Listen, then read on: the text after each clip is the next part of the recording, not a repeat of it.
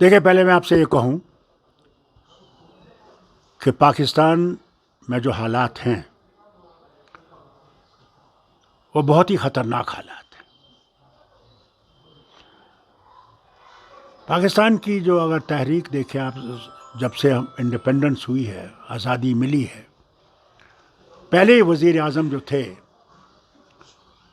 ان کو بھی اسیسینیٹ کیا گیا، قتل کیا گیا. اس کے بعد بھٹو صاحب کو پھانسی پہ چڑھایا گیا. اس کے بعد ان کی بیٹی جو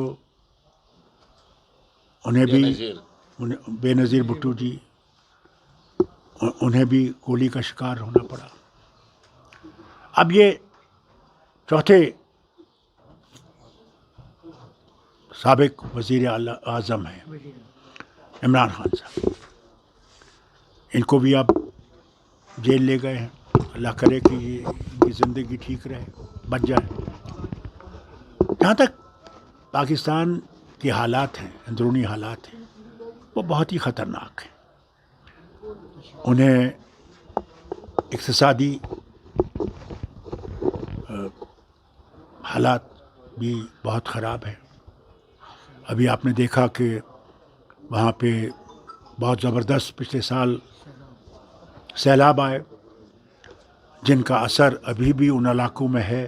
وہاں کے لوگ آج بھی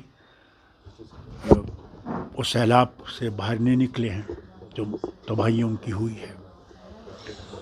تو یہ سب چیزیں دیکھ کر اس کا یہ جو ان حالات میں یہ ہو جانا اور بھی خطرناک ہے. اور میں آپ سے یہ کہوں کہ ڈی اسٹیبلائز پاکستان جو ہے وہ سارے ہی علاقوں کے لیے، سارے ملکوں کے لیے خطرناک ہے، اور ہمارے ملک کے لیے بھی خطرناک ہے. ہم لوگ، میں سمجھتا ہوں، چاہتے ہیں کہ ایک مضبوط پاکستان ہو اور ڈیموکریٹک پاکستان ہو، جہاں پہ ڈیموکریسی آگے چلے.